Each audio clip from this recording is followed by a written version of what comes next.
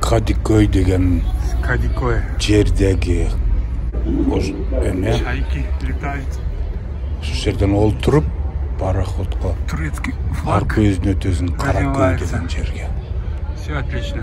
Ошол жакта Каракөй, анан Эминөнү деген жер бар. Стамбулда Бейоглу, Каракөй, Эминөнү деген жерлер ортосунда деңиз бөлүп турат. Мына биз азыр Бейоглу деген жакка баратабыз. Ошол жакта Галата деген көпүрө бар. Приближаемся к Каракөй. Галата деген мунара бар. Ошол жакта европалык типтеги Поедем вон туда, где Галата. магазиндер да. Ал эми тигил жагы сол жагында болсо Эминөнү деген жакта. Ал жакта бар азиялык типтеги мечиттер, базарлар ошол жакта. Там есть еще град. Азыр мен турган жак Там бул Кадыкөй. Бул азиялык жак деп эсептелет. Ал эми азыр бет алдыбызда турган жак европалык бөлүк деп эсептелет. Ортосунда ушундай пароход жүрөт. Комфортабелдүү пароход. Пароход, метро, автобустардын баасы бирдей эле, бирок деңиз менен жүргөн. Кызык болгондуктан мен азиялык жактан гостиница алып, күндө ошол ар жакка барып жаттым. Бирок айырмасы деле жок, азиялык Кадыкөй менен европалык жактын инфраструктурасы, мындай маданияты, адамдардын айырмасы деле жок. Бир нерсе байкадым, бул түрктөрдүн тили аябай жакшы кам көрүлүптүр. Менимче бардык түрк элдүү тилдер ушул түрк тилинин үлгү катары карап, ошол түрк тилине карай өнүксө кийин бирип кетиши мүмкүн, чоң күч жаралышы мүмкүн бул жер шарында.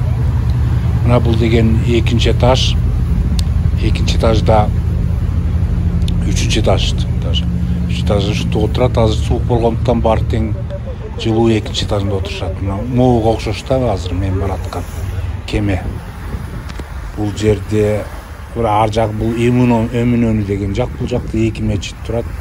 Ошол жакта Султан Ахмет дегендин мечити бар, и Ана София деген мечит бар. Ана София деген бул мурда церковь болгон, бирок мечит кылып салышкан да түрктөр. Анткени себеби 4-жылы Несториду кубалап Александриядын ошо эмелер христиандар талашып, ар кандай бийликке талашып атышып, бири-бирин тытынышканда, мындайча айтканда Кудай биздин ата-бабалар жиберип ушул жерди басып алганда тигилердин барып кубалап жиберген. Бирок бул деген азыр көрүп турасыңар, кышында мына декабрдын азыр канча 23-ү жана күндүз көрүндү го, таптаза абасы. Таптаза. Мына түнгө кирип калган. Мен азыр тиякта көп жүрүп калып, түн кирип калгандыктан кайра кетип атам Кадыкөйгө кемеге түшүп алып. Тетиги Галата деген мунара.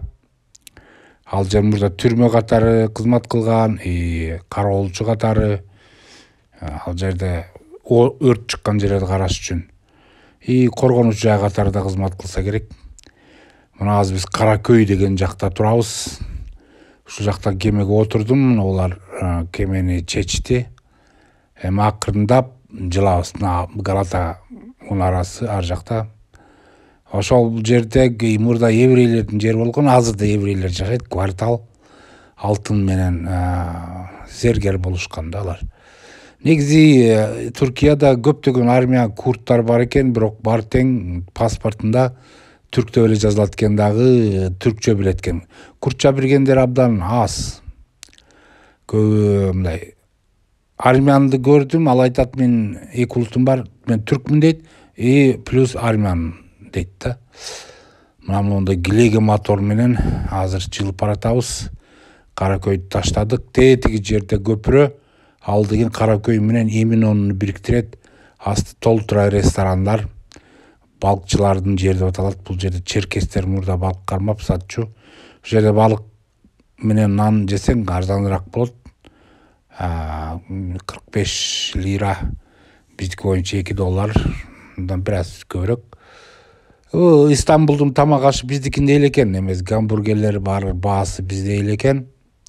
Айлыктары деле анча көп эмес экен булардыкы. бирок бул жерде жашоо өтө ыңгайлуу экен. Анткени себеби кыш катуу болбойт экен, суук катуу түшпөйт экен, жылытууга акча аз кетет.